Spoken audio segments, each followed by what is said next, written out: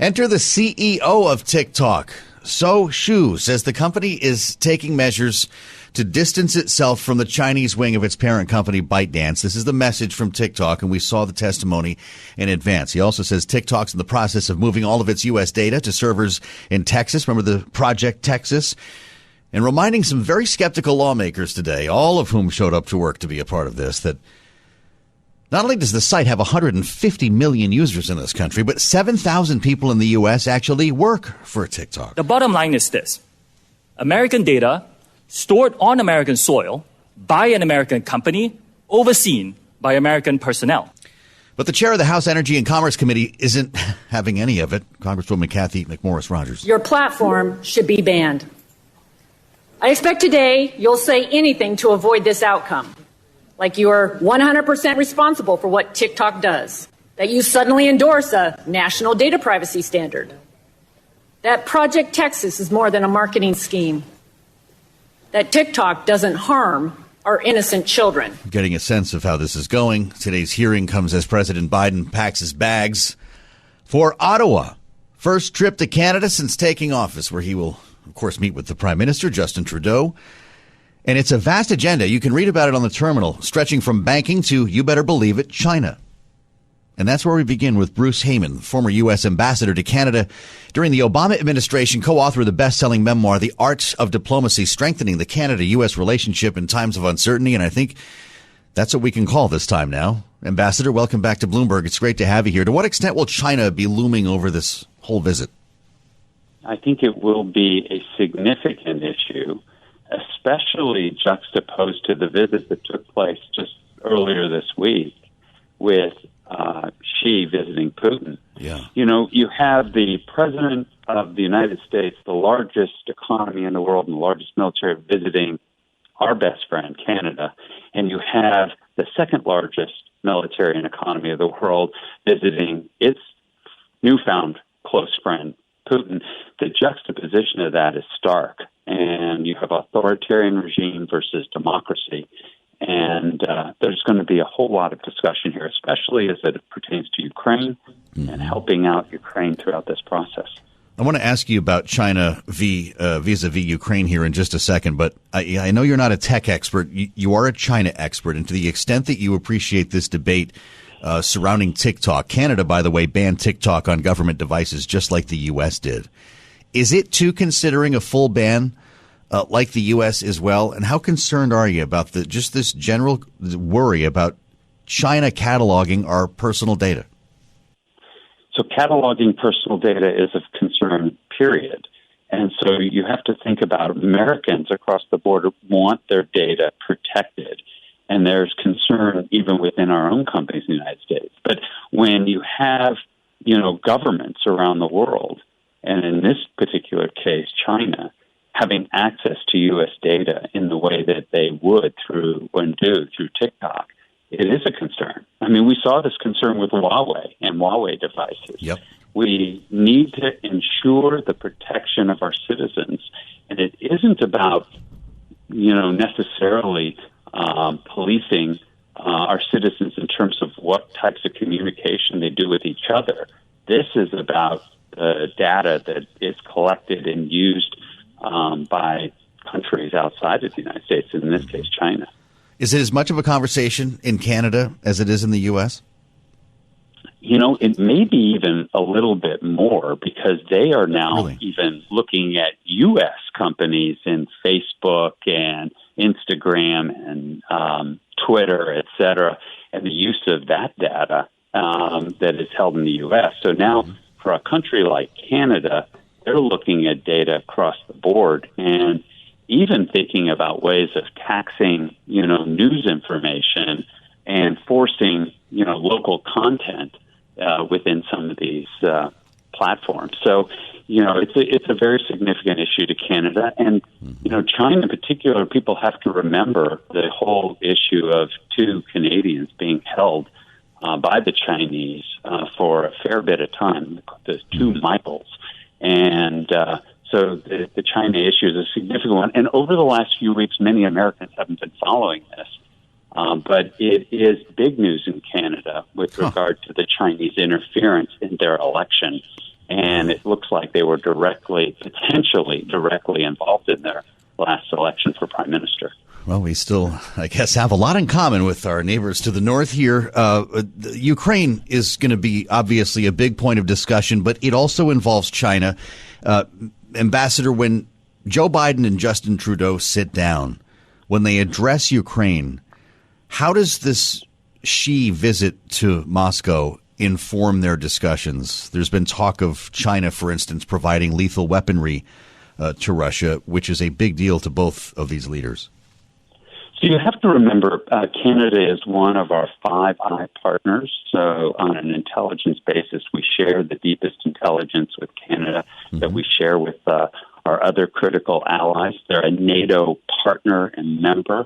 And so the combination of all that means that the depth of this conversation will be at a very different level than the president might have with some other country visits that he takes place. So this will go many layers deep into the highly classified levels, and they will be able to discuss their concerns and operational activities that may be taking place in Europe at levels that we're not going to even be privy to. Yeah, sure, right. You know, it's hard to remember in this news cycle that we're in now, the banking crisis and the block the talk and everything that's capturing our attention this week and last, the markets, the reaction from the Federal Reserve and so forth. It was only a couple of weeks ago as well, Ambassador, that we had a balloon, a Chinese spy balloon flying over this country, and it raked its way across Canada before it ever got here. How big of a deal is that for this meeting? It's a big deal. That's another point that we should raise. NORAD, which protects all of North America, is a binationally run organization that's part of the U.S. military and the Canadian military, that actually U.S., in this particular case, U.S. generals at NORAD also report up to the prime minister, and Canadian generals at NORAD report up to the president. It's a very interesting construct. And so it was NORAD that did all the tracking. So Canadians and Americans at the helm tracking and following all of these intrusions. And Trudeau actually called the ball on one of these, right? He was the one who called for the downing of one of these UFOs, whatever the heck it ended up being, that was over Canada at the time, over the Yukon. He did. And again, people sit down and say, how is it that the prime minister can have a U.S. jet actually shoot something down and vice versa? And that's all the construct of NORAD, which has been going on, for 60 years. And so very successful, a good way for our two countries to work together. Remember, the early fears were Russia over the very far north in the Arctic, and how do we protect the United States from Russia just coming over the top of the earth? And so very early warning systems all across the northern part of Canada. Ambassador, you'd chuckle if you saw the story that we have on the Bloomberg terminal here, suggesting many Americans and Canadians knew of NORAD chiefly because of the Santa tracker on Christmas Eve until this thing was shot down. This is a very important part of our relationship. It sounds to me, as I kind of back off of this and listen to what you're saying, yes, China, but security is issue number one broadly in this meeting. I think it is. And I think that there's the tense, if there is going to be a tense conversation, which I've been part of previously, it's having a conversation with the Canadians to cover their fair share of military spending and contribution. And so they are, at the lower end of contributing as a percentage of GDP of our NATO members. And so if you look across the board, it's the Canadians that are a little short here. And so there may be pressure from the White House to look for additional contributions. That may be NORAD enhancement. They've already announced that modernization, but I think the U.S. wants to do it at a much faster pace. That sounds very Trumpy. Is that something that Joe Biden brings up directly? Yeah, the Obama team brought it up very directly. I did with two different Canadian governments. What did you hear back? Trudeau government. Yeah. Yes, we're going to make every effort. We're trying. We're going to join you with that 2% target. They won't say commitment, and they want to have credit for. We put actually people on the ground training, and we do a lot of things. The Canadians, are very good at explaining why they haven't hit that number. realistically, they're not going to get attacked in Canada, and so having huge military spending, maybe without the U.S. here, I mean, the U.S. will be there, and so their need for huge military spending is less, and they operate differently around the world. So, it's a balance of what we like from them and what their needs are. Well, we've also had our differences on things like the CHIPS Act, the IRA, other sort of America First programs. If God forbid, I don't mean to confuse administrations here, but Canada wants to have a piece of this, particularly when it comes to things like chips and EVs. Do they iron some of that out tonight? I think they can over the next 24 hours. You see, Canada has something we really need, and it's for our own national security, and that's critical minerals. And they have a lot of it. Remember, Canada is the second largest landmass country in the world, and they have huge resources here in terms of minerals. And so I think this is an aspect because we're very reliant on other countries to fill that EV component around the world, China being one of those places, and China acquiring a lot of resources throughout Africa and elsewhere in the world that, this is a good way for U.S. national security to lock in an agreement here with Canada on critical minerals. Boy, and that just brings us right back to China, doesn't it? Reducing our dependence on China for rare earths, for minerals that are needed to make these chips. Great conversation, Ambassador. I'm glad you could join us today. Bruce Heyman, the former U.S. Ambassador to Canada, with us as we get things started here on a Thursday. We'll call it Little Friday in Washington as we assemble our panel. Rick Davis is here. Jeannie Sheehan Zaino, too. Bloomberg Politics contributors. We have our signature panel. Everything is going to be okay. Rick, when you consider America's hat, as some call Canada, how important is this relationship? This is a critical relationship. I mean, the ambassador did a really terrific job of documenting a lot of the issues that we share, massive trade relationship, strategic relationship through NORAD. They protect our border. We protect theirs. There's actually a lot to talk about on this trip around immigration. There's some new activity on the border from Canadian and U.S. immigration back and forth. And, I think that it was a relationship that was strained due to the Trump administration's renegotiation of NAFTA and some of the insults hurtled back and forth over that negotiation. Right. And so this is an opportunity to breathe new life, new positivity into it. And, of course, the message of the day today around China is that's going to be one of the biggest topics that are discussed in addition to the military aid that's going into to Ukraine from Canada. That's, why we wanted to talk to the ambassador, Jeannie, because China, all roads lead to China, whether you're talking about the TikTok ban here in the U.S. or even in Ottawa, or this conversation about national security, data collection, the war in Ukraine and so forth. You just cannot escape it. I wonder your thoughts about what the ambassador said, Jeannie, Joe Biden asking for a greater contribution to NATO. Yeah, I mean, it's a really unprecedented focus on China, whether you're looking at it from the perspective of Congress, the president going overseas, and that is the, number one issue on everybody's minds.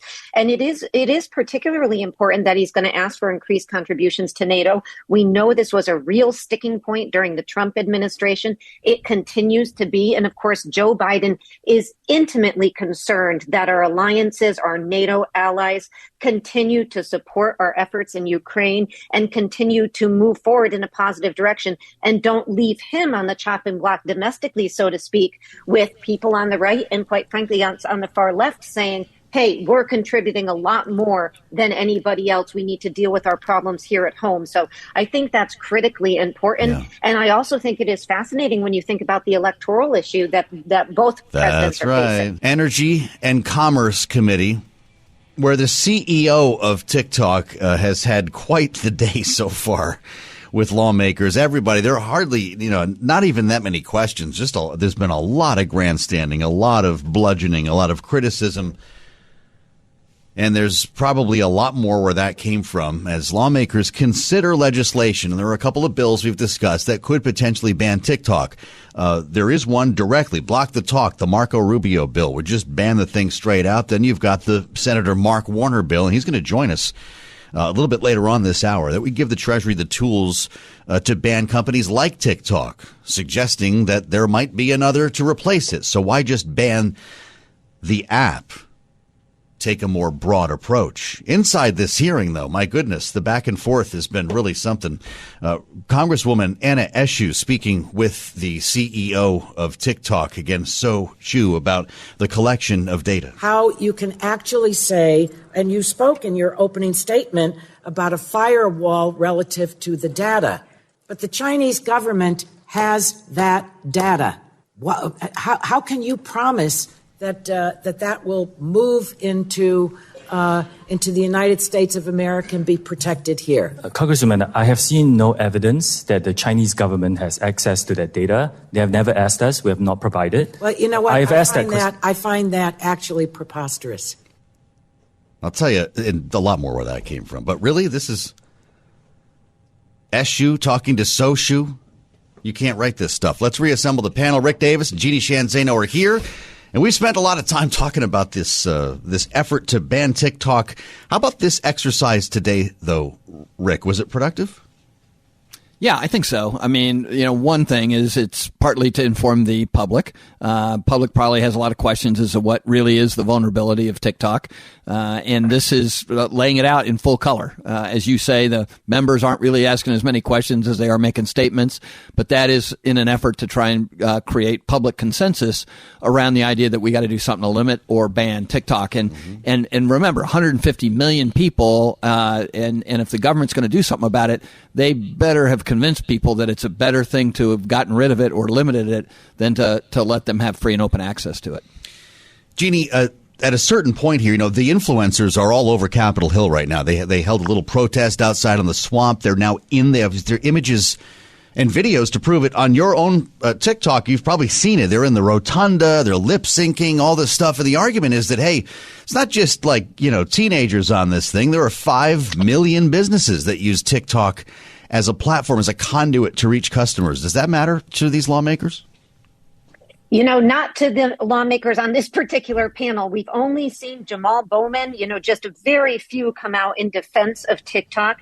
Perhaps we see more as the numbers you're talking about are bandied about, 150 million users. Just the other day, we were told it was 100. It is now 150 million. Yeah, right. The thousands of workers, the 5 million businesses. This is big. So it may have an impact, particularly in election year. But that said, there is really, I can't remember really in my lifetime, something that has crossed this bipartisan divide in the way this Confront China has. And TikTok is swept up in that. We've seen it in a variety of perspectives in the 118th in a way I can't remember. So, they are caught up in this. And I think one of the unfortunate issues here is that there are many other companies, if you talk about privacy of Americans' data, which are collecting our data. And that's one great thing about Senator Warner's bill when you're going to talk to him is his is agnostic. It's not just focused on TikTok. And I think that's particularly important. Privacy matters, security matters, but it's not just TikTok that violates this. The statement from So Chu, he had a very carefully written opening statement. Of course, Rick, that's the way these things go. But he said point blank, China is not collecting data. We are not an agent of China. Does the fact that he said that suggest exactly the opposite?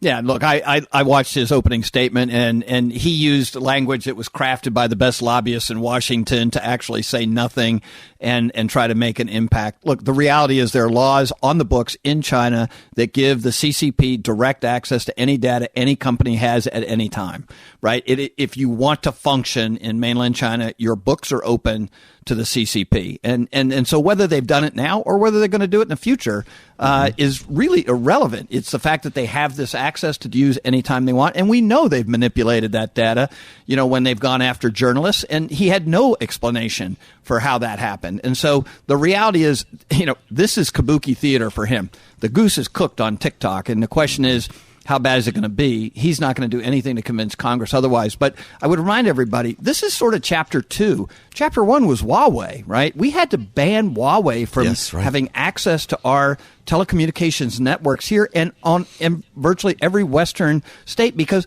The same thing was eligible for Huawei, is that they could spy on Americans and other allies by virtue of being on their network. Not that Huawei as a business made it their business to spy, but that the CCP, the China Communist Party, had access to any data Huawei produced. And that includes on everybody that uses their system, which is why they're no longer in the United States. Wow. A lot there, Jeannie. If lawmakers aren't going to believe anything Soshu says, why are we even doing this? Just ban it. No? Well, you know, they all want to, of course, grandstand, as you say. They want to get their views out there. This is a very popular way to confront TikTok. And, you know, that is something that both sides think is going to resonate. And I think they are very concerned about the national security implications. And I'm not sure there is the support at this moment for a straight out ban, which is why, again, Warner's approach is so important. That does have bipartisan support in a way Rubio's might not. But I do think, again, it's critically important that we think about the idea that simply banning TikTok or confronting it does not put this genie back in the bottle. We have many other companies out there collecting data, can be influenced and are influenced by the Chinese government. And it is very capable of all of those companies to sell that data to the Chinese government. So, you know, I think we do ourselves a disservice if we just focus narrowly on the issue of TikTok, as popular as that is at the moment. We have to do a better job of protecting our data overall and our privacy overall. Europe has done that very well. The U.S. has not. What do you think here, Rick? If Soshu cannot answer anyone's question, if the 5 million businesses are not a concern to lawmakers, maybe that even makes them want to ban it more. Maybe they're taking business data. This is going to happen, right? Why not just ban it? I actually disagree with Jeannie. I think this is going to get banned. I think even if the Warner bill passes, it goes to the Commerce Department, which is a member of the CFIUS review that's going on right now. If CFIUS says they cannot be trusted, that's going to result in a ban in its own right. And if Commerce Department is got the mandate for this, I would be shocked that the Biden administration doesn't take the same action of banning it on everybody else's personal units in the United States as they've done with the government. And so I think we're just going through a process of education right now. I think the fork is in this turkey. I mean, like, this thing is cooked. And so I think that it's good to have the right legal framework to do this. Donald Trump wanted to ban TikTok, and he didn't have the legal framework on his side. So we're going through that process now. And because we're a open democratic society, we're doing that in full public view. And so I think we're doing this the right way. But the reality is that this is an intersection of national security and privacy. And so there are a lot of companies that don't have the national security exposure because they're owned by U.S. companies and U.S. investors.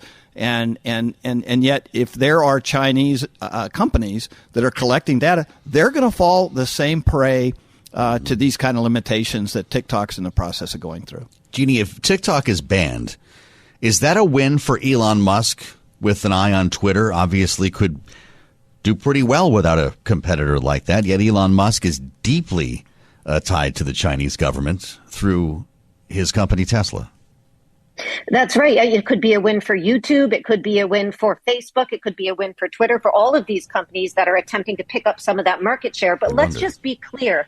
There are a lot of companies selling data to China: Gmail, Instagram, Facebook, Snapchat, YouTube. You can go down the line. Plus, if you ban the thing, there are VPN workarounds. Any 5-year-old knows how to do that. So, this is a very hard thing to confront. We need to do a better job at regulating our data overall and not just confronting one company. And that is where I think this is short-sighted. I do like the Warner approach, but it is the Rubio narrow approach that I think is problematic. We are going to now spend some time with the author of the Restrict Act, the legislation that would give the administration the tools to ban TikTok. That, of course, would be Senator Mark Warner, the Democrat from Virginia, who is on more committees than most people are aware of, is with us right now, including the very important Intelligence Committee, which brings us to this conversation. Senator, I want to welcome you back to Bloomberg. It's great to have you on a busy day here. As the author of this legislation, do you think today's hearing in the House was productive? Well, Joe, thanks for having me on. And I do think it was productive. I think, I didn't see much of the hearing because I've been running around on other stuff, but I got lots of reports. And I kind of feel for the CEO because he doesn't have an answer. End of the day, TikTok is owned by ByteDance. ByteDance is a Chinese company. Chinese law, as of 2017, says every Chinese company, their first obligation is not shareholders or customers. Their first obligation is they got to turn over any information or any kind of ability to manipulate content to the Communist Party of China. Mm-hmm. That's why this is a national security risk. Listen, I got concerns with the Facebook and Google and Amazon and some of the things. We need a privacy legislation. We need kids' online safety. But the fact that 150 million Americans are on TikTok, average about 90 minutes a day, and it's such a seductive app. It learns from you, so all that could end up in the Communist Party's hands. And the fact that people are on 90 minutes a day on TikTok, think about if the content decides, Xi Jinping says, well, you know what? Now that I've been with Putin in Russia, maybe I want to start having a little content flipping in with all of your cat videos that says, Russia's right on Ukraine. Yeah. So both the content manipulation, data collection makes this a national security issue. And I think you're seeing folks from both sides of the aisle absolutely united on this issue. Have you spoken with Soshu yourself? Is he not an honest broker, Senator? No, I have spoken with the CEO, trying to make representations. But what we've seen is time after time where TikTok has had to acknowledge, well, actually, this did end up Chinese engineers looking at some of this material.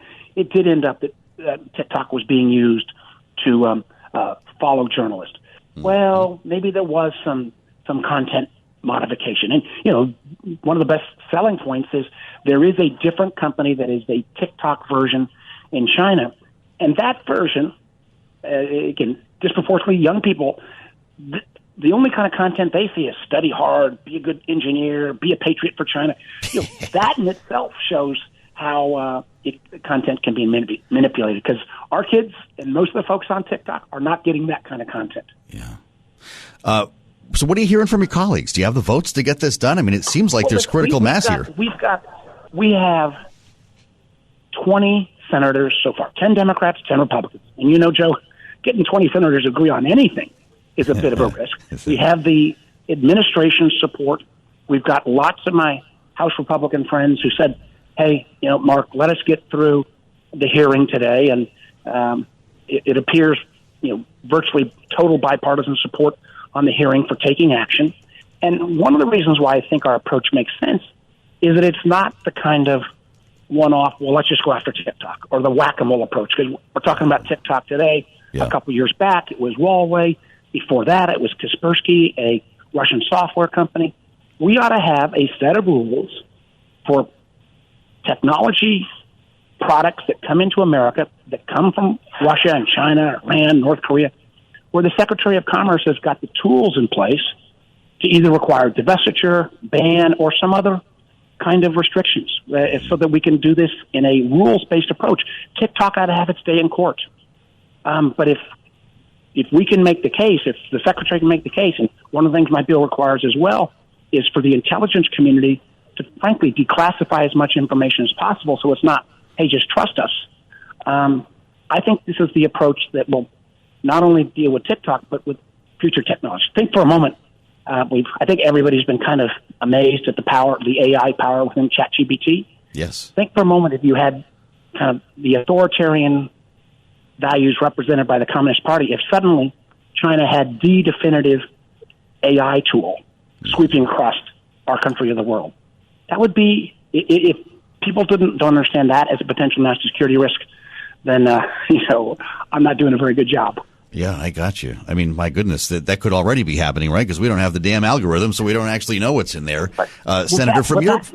Go ahead, please finish. You just hit something, Joe, there that I think was really interesting as well, that the Chinese government has in effect say they would rather go ahead and have a ban on TikTok in America if the price of having a divestiture would be China having to give up the algorithm, which is the source code, the secret sauce, yes, and have that actually reside in America or some third country. If that is not, again, evidence that they feel like this tool can be used to manipulate content, why would they feel keeping it in China was so essential? Absolutely. These are really important questions, and I'd love to know when this sees a vote. Do you have any sense of timeline on the Restrict Act? No, listen, I think we had to get through the hearing today. Yep. I think we've got a number of people in the House that will, there'll be a House version of this, I hope is as early as next week. And, let me also be clear to your audience, in doing the Restrict Act, dealing with foreign-based technology, is issuing the national security concerns. We still need additional law that says we ought to have a national privacy law, so that whether it's Facebook or YouTube or other platforms, we ought to have a kids online safety law, because there is a lot of mental health and other harm done on these platforms. But there is as many beefs as I have, for example, with Facebook over the years. At the end of the day, they still have to answer to shareholders, customers, and they have to reside under American law. That is not the case with TikTok, who is controlled by ByteDance, which is a Chinese company. Yes, right. Senator, lastly, from your perch on the banking and finance committees, are you upset the Fed hiked rates yesterday? Did Jay Powell just make the banking crisis worse? I wish that Chairman Powell had taken a pause. But let me also acknowledge that he was going to be damned if he did, damned if he didn't. That's right. And I have been generally supported before this banking crisis came up. It appeared to me that the treasured soft landing of kind of threading the needle. Yeah. I think they were doing a pretty darn good job. I do wish he'd done a pause, but he's got hopefully more access to data than I do. I do think as well. I heard some of the commentary earlier. I mean, this was not a capital crisis. This was not a credit crisis. Mm-hmm. This was, in my mind, two things happening. One, basic banking 101. Mismatch on interest rates. The traditional prudential regulator should have done more. And this would have been the case whether it was a $5 billion bank or a $500 billion bank. And the second one, Joe, and I don't have an answer. And I'm wide open for business on how we deal with this. We've never seen an internet-based run like this. WAMU, when it went under, that bank lost $16 billion in 10 days, and they had to close it. This bank lost $42 billion in 6 hours, the equivalent of 25 cents on every dollar. Yeah. And it was spurred, and this is the part that makes me crazy, because I used to be a venture capitalist, but it was spurred by certain venture capitalists on the Wednesday before the run started, basically shouting fire in a crowded theater. On Twitter. And so that whole notion of how do you stop something that could be manipulated potentially, I'm not saying it was, but potentially, or what happened, I've been a concern for a while, not to spook the whole audience, but on this whole notion of deep fake technology where somebody could appear in a video that's not really that person. I've been scared for years that somebody would be manipulating markets using deep fakes. So this whole intersection between technology and markets, again, I don't pretend to have the answer, but I don't know what regulatory framework would have stopped a run that's amounts to 25 cents on every dollar of deposit. It is scary, Senator, and I do appreciate your joining us throughout this crisis to get a better sense of what is going on. That's Mark Warner, the Democrat from Virginia, intelligence, banking, finance, TikTok too.